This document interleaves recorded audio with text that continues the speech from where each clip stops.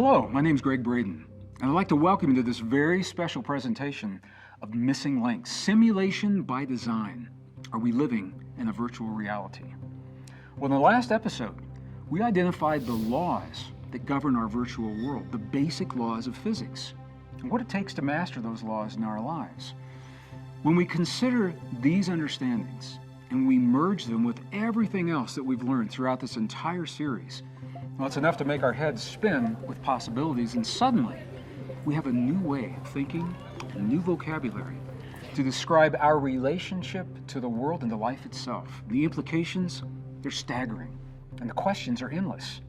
So in this final episode of Simulation by Design, we'll answer many of those questions, and by doing so, we'll come full circle to where we began this series, only now we have the vocabulary to make sense of our virtual reality. In this program, you've seen the evidence that tells us it is more likely than not that we are living in a simulated world, in a virtual universe.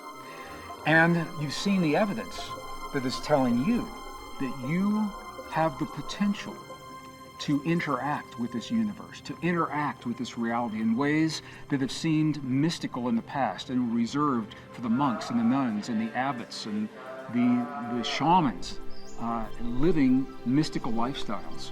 But now we know we don't need to live on a monastery halfway around the world and leave everything familiar to us, our loved ones, our jobs, our families, to embrace these seemingly mystical powers. Because when we understand the relationships, we demystify the experience. In the contemporary language of science, we are now talking about mystical connections, and we are marrying those connections with the best science of the modern world to give us a new view, an evolutionary edge to understand what's happening in our world, and beyond that, how we may direct the events of our lives and the events of the world in a positive, powerful way. So as you've seen, the parallels between the laws of physics as we know them today and the rules of the simulation are absolutely clear. They're unmistakable. And the evidence is showing us, more likely than not, we are in fact in this simulation. So what I'd like to do in this last segment now is pull all this together. Let's get down to the nuts and bolts of what this experience means. Let's jump right into what it means to be in a simulation, the implications and the questions that invariably come up. Questions like, where's heaven? Where is heaven? When we think about our simulation and we think of the descriptions of heaven, the word itself was left to us about 2,500 years ago. What does that mean to us in terms of the simulation? Well, the simulation is a localized experience, but it tells us we're not really here. You're not really here. We exist somewhere outside of the simulation, and we are projecting our energetic body, what we call our spirit or our soul or our avatar, into this experience so that we can learn something here that apparently we cannot learn where we've come from and that apparently we're going to need wherever we are going. Now, this is a really, really powerful concept. The idea that we are not here, and the biology actually supports it. What the biology is showing us is that our cells receive information that defines who we are. The surface of the cells, the receptors, receive this information. And that's why when we take our cells and we put them into the body of another person through an organ transplant, for example, that person rejects the cells because it's not them. We have an identity. That identity begins somewhere beyond our simulation. And in terms of the ancient texts, that is what was called heaven. When we leave our simulation, we shift our consciousness. We go back to where it is that we came from. And for me, I believe that, and I think it's really good news. It means that we will see our friends and our loved ones again on the other side, what is called the veil, on the other side of that veil. And I hope that there's a time on that other side that we can look back and review everything we've done in this world and hopefully laugh about some of the mistakes that we've made while we were trying to learn about ourselves in this simulation. So heaven, I believe, is the ancient word for the world that we live in, that exists on the other side, outside of the simulation we find ourselves in right now.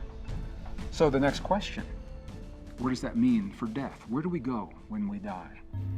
If this simulation theory works the way that the science suggests and the way that I believe that the evidence is directing us, it's really good news, because it means when we die, what we call death is the end of this representation of us in this limited simulation, what we call our avatar, just as we're seeing portrayed in the films and the media. Again, consciousness reminding us of ourselves, communicating with us, informing us of the reality of our world, consciously and subconsciously. So when we die, this avatar no longer exists in the physical realm, but our essence that we've projected continues in the realm outside, perhaps in another physical body. So once again, we think back, what is the purpose of the simulation? Simulation is to learn a new way of being in a realm that is relatively safe, because we need that way of being when we go to another place. So if we are individually, collectively, outside of our simulation, we're in a control room somewhere, we're in some kind of a technological environment, we'll talk about this in just a few minutes, where whatever has happened in our world is telling us that we need to learn a new way of being. Here we are in this situation, and we are learning what we're learning. One of the things that I find really interesting is the concept of time. You know, I think you know that astronauts, for example, when they travel, they age differently. Their bodies age differently than we do here on Earth. This is about Einstein's theory of relativity. So the thinking is that in the future, when we have astronauts that leave the Earth, leave the moon, and go deep into the solar system, and maybe even beyond, that they will age slower than their husbands, wives, families, their children here on Earth. And if they should ever return, they would actually be younger, and those that they've left behind would be older. That tells us that our simulation, the relationship with time in our simulation, what seems like a lifetime to us, what seems like 100 years, may only be a few moments of time in the control room, outside of our simulation. That it's all relative in terms of the way we think about this. The idea of God comes up a lot when we talk about simulation. And once again, I'm going to just invite you to think about this. We are now talking about this very, very deep concept in this contemporary language. But those who understood this simulation, those who understood that we're here temporarily learning something and that we're going to go to another world, how in the world would they have shared this with the people of their time 2,000, 2,500, 3,000, 5,000 years ago? When we look into the ancient texts, and I've spent much of my adult life searching not only the contemporary texts, but also the mystical texts and the texts that have been relegated to mystical texts because they were deleted from the contemporary canon of the Bible, for example. And not only the Christian Bible, but the Hebrew Bible, beyond the Torah, beyond the first 5 books, Genesis, Exodus, Leviticus, Numbers, and Deuteronomy. There are other Hebrew texts that were also edited and relegated to mystical texts. They're not part of the contemporary canon. So when we go back and we look at those deleted texts and the way that they were condensed, we see a story, and the story tells us that in the beginning, so whether you think the natural beginning of the Big Bang or you think the beginning of our simulation, in the beginning, there was a prime creator, and that is the idea of God. But the texts also tell us that God did not create us. God created the environment. God created the universe. But when you go into those mystical texts, it says that humans were created by groups. It says when they created the first humans. And it goes on to describe in the book of the Haggadah, for example, one of the Gnostic texts of the Mandaeans, They created, and when you go into the deleted text in the Christian Bible, they created the first humans. And what I find even more interesting is that when those texts talk about the creation of humans, they say that a very specific formula of human had to be created to hold the energy of the soul or the spirit in this realm. Now, what does that mean? When we think now about assimilation, we know that it takes a certain genetic makeup to hold the energy of the spirit or the soul, the consciousness that we bring into this world, and apparently not any old formula of DNA was up to the task.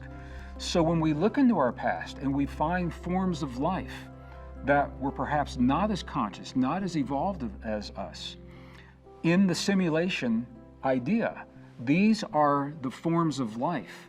The first forms, they were the early attempts to create the avatars in this simulated world, but their genetic makeup was not strong enough to hold the energy of the soul. You and I are the product of a genetic formula, a very specific form of DNA, and apparently it is this form that's required to hold the energy of the soul in this simulation experience so that we can have the experiences, learn what we're learning, and maintain the consciousness that we have as we go through our experience.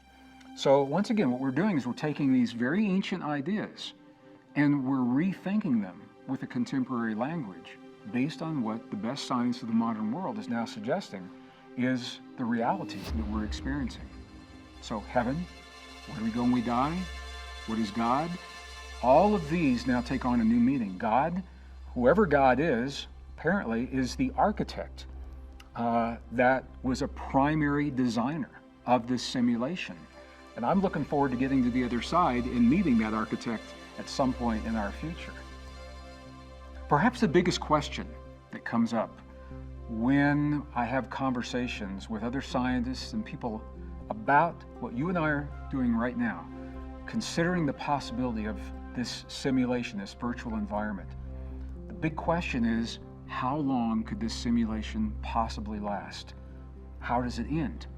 What could cause it to end?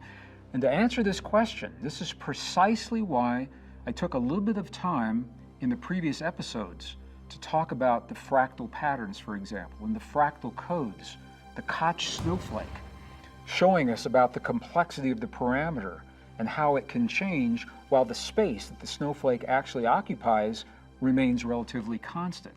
All of those ideas now, I'm going to bring them together to answer the question, how long can our simulation last? What would cause it to end? In a simulation environment, when we ask ourselves, what could possibly end this virtual reality, this world that we know, the end would be the same as it is for any computer program. When one of two possible conditions exists, the end of the program occurs. Number one is when the system runs out of space to store the information that is generated. Number two is when something unexpected happens that corrupts the entire system. So let's take a look at these two very well-known possibilities for conventional computer programs, and let's see how they might apply and what they may mean for our simulated environment. Before his death in 2008, Princeton University professor John Wheeler, a physicist, he was a contemporary of Albert Einstein's, but he and Albert Einstein had very, very different ideas of our relationship to our physical reality. Nothing could have been more diverse than the way that these two men, looking at the same information, the same data, the same formulas, thought about our relationship to the world, and they came up with very, very different perspectives. Now, Albert Einstein, brilliant man that he was, he did not like the idea that we could be so deeply connected with our environment that we could actually influence our environment, and especially at a distance. Albert Einstein did not like the idea of entanglement. These theories were just being developed during his lifetime, and when he heard that it may be possible for us to influence from where we are in one part of the world what's happening in another part of the world, he actually had a term for that kind of influence. He called it spooky action at a distance. Einstein didn't like that. And he went to his grave with the frustration of never being able to unify the laws of physics because he did not allow for this relationship, this entanglement that we see in our world. This is on the one hand. On the other hand, John Wheeler came up with a completely different view of the universe. Wheeler said the universe could not exist without us. He said we are part of an ongoing process. He said the universe isn't finished yet. He said it is continually being built. We are continually adding to the universe, and we're doing it through consciousness. He said we live in what he called, and I'm going to quote, a participatory universe that continues to build itself. Well, the implications of what John Wheeler said have direct impact on the answer to the question, how long can our simulation last? And here's the reason why. What John Wheeler said to us about living in a participatory universe suggests the following. It suggests that we will probably never find the smallest particle of matter. Because every time we peer deeper and deeper into the fundamental nature of our reality, and this is what's important here, the act of us looking is an act of creation in our simulation, and it puts something there for us to see. So the deeper we look, every time scientists think they've got the smallest particle, then they build new equipment, and they find that they can break that particle and there's something underlying that particle.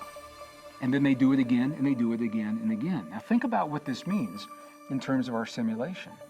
Every time we look, and consciousness puts something there for us to see, that something is energy, it is information.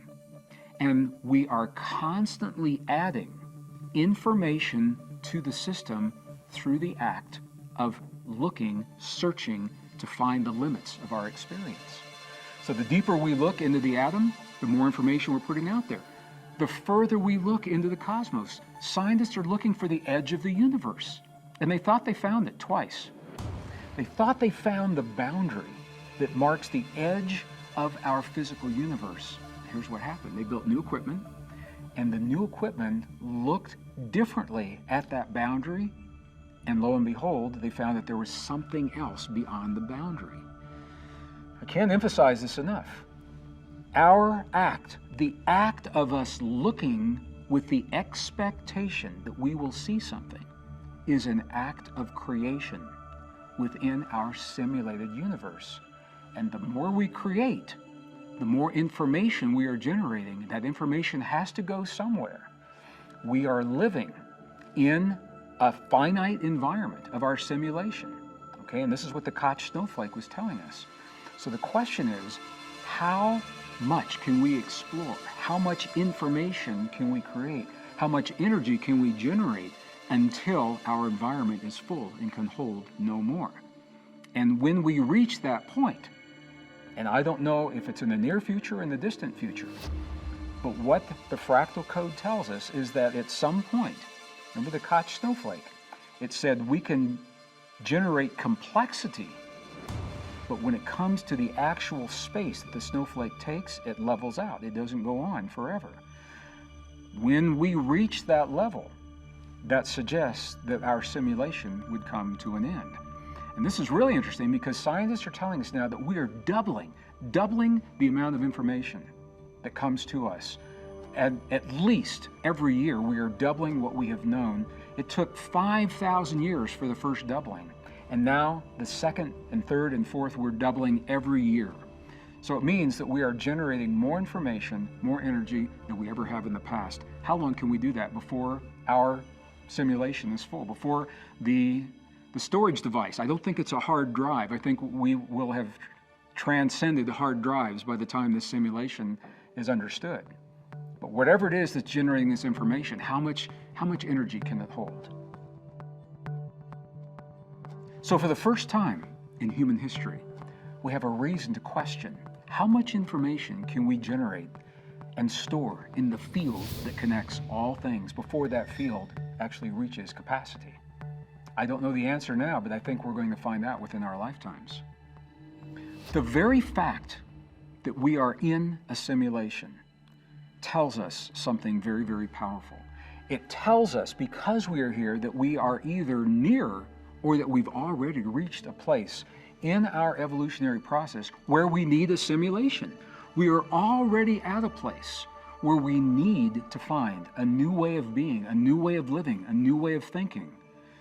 Now, it may be because of a climate change. Maybe we are an advanced civilization. We are an advanced society living right here on planet Earth, or maybe some other world. And we've experienced climate change. And we did not know how to address it. And the planet is no longer hospitable for that reason. Or maybe we've had a pandemic disease, or maybe we've had an atomic war. Maybe we're close to one of these and we are searching. We are simulating environments, searching for ways so that we can avoid these great crises in our lives. And when I've said this to people in the past, I've had this conversation. I've said it to large audiences, I've said it one-on-one. And when I suggest these possibilities, I've actually seen scientists look at me and they tear up and they cry when they hear this possibility, because it touches something very deep and very real within each of us. I think we all know that we're here for a reason. We all know that there's something much, much bigger happening than what we've come to understand or what we've been led to believe. So I'm sharing the possibilities that the evidence suggests. The possibility of running out of space in our simulation. That was only one possibility of what could end this experience. The second is an unexpected event, a tremendous release of energy of some kind. And that thinking coincides with the theme of what our simulation is all about to begin with.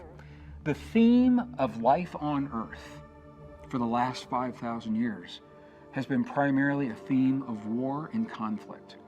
For over 5,000 years, humans have almost continuously been in conflict to one degree or another, in one form or another. And the consistency of that experience suggests that it must play a powerful role in our simulation and why we're here to begin with.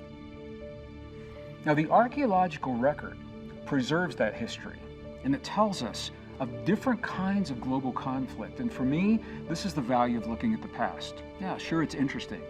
You know, it's interesting to look at ancient civilizations. It's interesting to see what people have done in the past. For me as a scientist, the value of looking into the past is to recognize the patterns, the trends, and the cycles of those who have come before us, and to compare those to where we are today and ask ourselves, are we repeating those trends? Are we repeating the patterns? Are we repeating the cycles? And it would make sense if the answer is yes, now that we understand the fractal code and Newton's laws of energy, because the fractal code says that we will continue those patterns until something in the variable changes. And Newton's law tells us that once the energy is set into motion, that same energy is going to continue until something changes the energy. So if there's a thinking of conflict, if there's a fear that there's not enough, of scarcity, if there is a fear of the unknown, a fear of other people, a fear of what those people's lives mean to us, and if that fear is so ancient and so primal that it is played out in every civilization for the last 5,000 years and beyond, then it makes sense that this idea of conflict and war would be a primary reason for us to be in this simulation. And the archaeology supports this. If Bostrom's mathematic arguments are correct, the fact that we're here today asking these questions, it's good news, because it implies that we have the wisdom to recognize we're at a point where we need to ask these questions. It tells us there is a need for this simulation. So these are big ideas, and I know they are.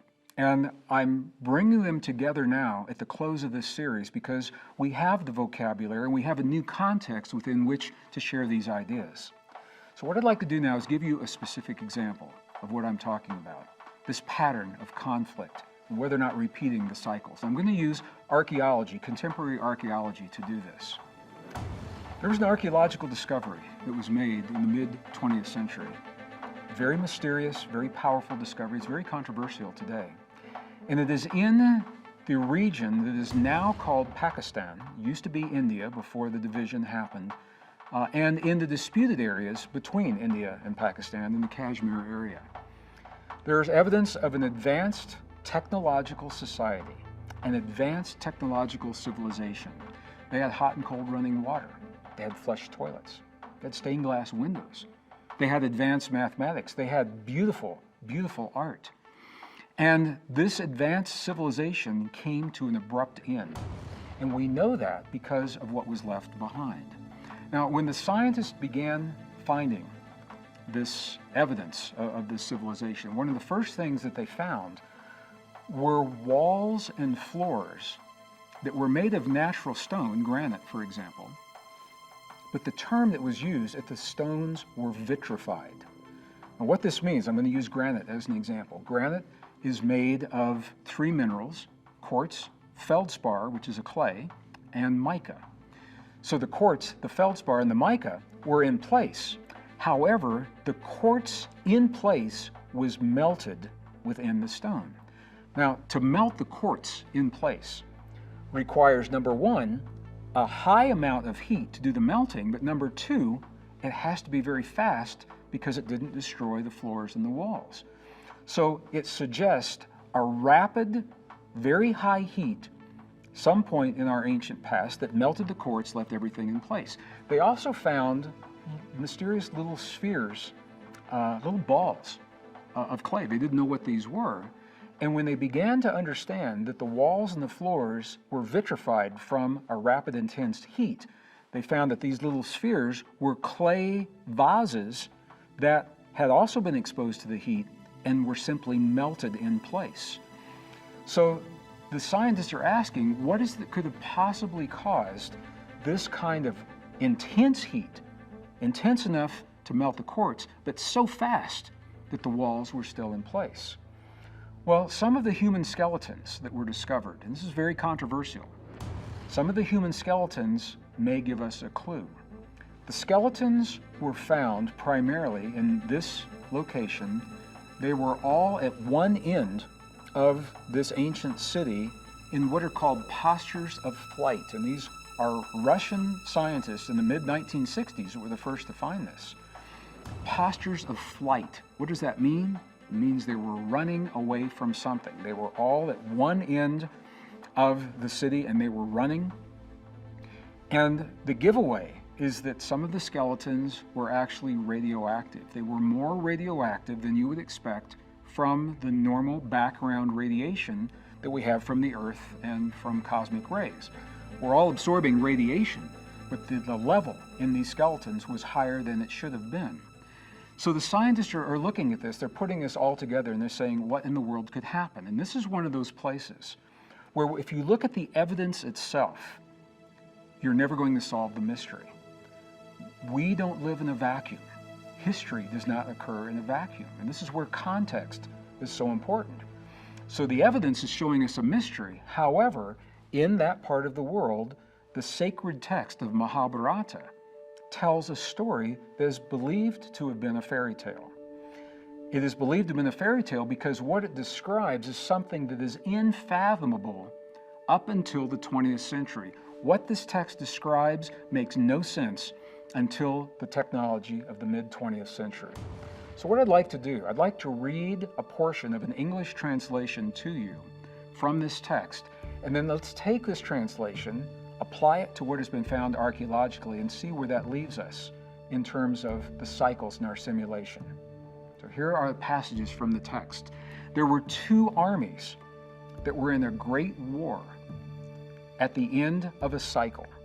All right, the two armies were fighting, and one of the armies began to lose, and they resorted to a weapon that had never been used before. And this is the way the text describes the weapon. It says, a single projectile charged with all the power of the universe, an incandescent column of smoke and flame, as bright as 1,000 suns, rose in all of its splendor. A perpendicular explosion with the billowing smoke clouds, the cloud of smoke rising after the first explosion, formed into expanding circles like the opening of a giant parasol. It was an unknown weapon, an iron thunderbolt, a gigantic messenger of death. which reduced to ashes the entire race of the Varishnīs and the Andakas. The corpses were so burned as to be unrecognizable. The hair and the nails fell out. Pottery broke without apparent cause, and the birds turned white. After a few hours, all foodstuffs were infected, and to escape from this fire, the soldiers threw themselves into the streams to wash themselves and their equipment. So the description that you've just heard is from an ancient text. However, what it describes sounds very much like a contemporary description of the unthinkable, of a nuclear explosion happening sometime in our ancient past. Is it possible? Is it possible that these advanced civilizations that we now know are cyclic, that have risen and fallen in the past, that had electricity, that had hot and cold running water and flush toilets and stained glass windows and advanced mathematics of the cosmos and of nature itself, is it possible that they began a path that we are following now? Are we the first atomic civilization, or has there been one before us? Well, the father of the modern nuclear program, Robert Oppenheimer, was asked this very question in an interview that he was doing at Rochester University. There was a student that asked him, and he said, "Dr. Oppenheimer, how do you feel after having exploded the first atomic bomb on Earth?" And Oppenheimer replied, and his reply shocked the audience. It shocked the person that was asking the question. Because Oppenheimer said, well, he said, not the first atomic bomb, but the first in modern times. Robert Oppenheimer was a student of the Mahabharata. He was a student of the Bhagavad Gita, the related text.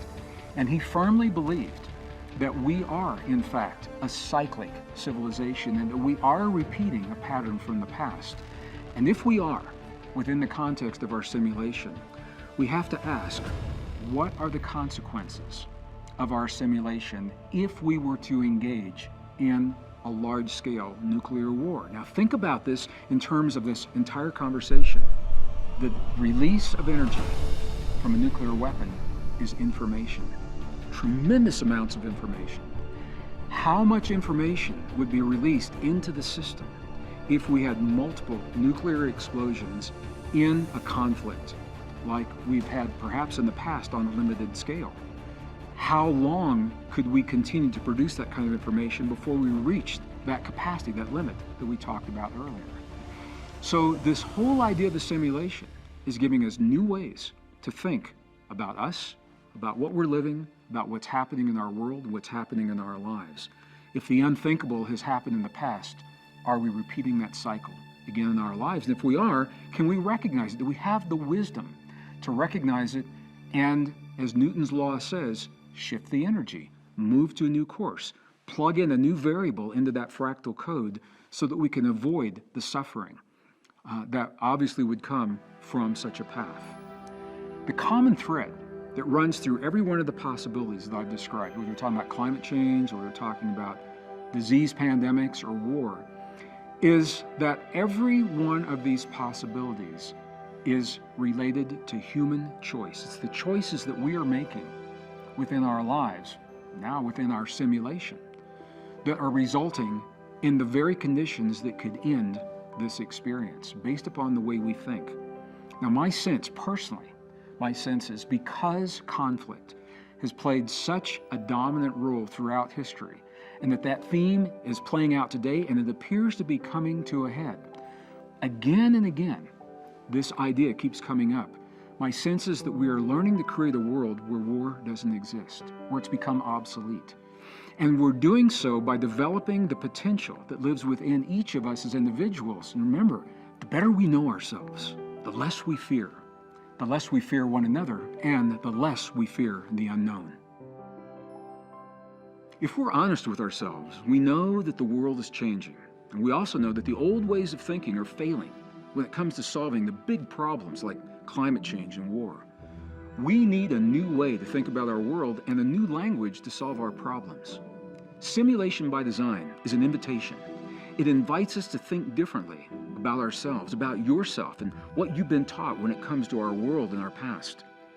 The science gives us rock-solid reasons to think differently, but the events of today's world tell us that now is the time to do so. So as we begin to embrace the possibility that we are living in a simulated world, we also unlock the deepest mysteries of our existence.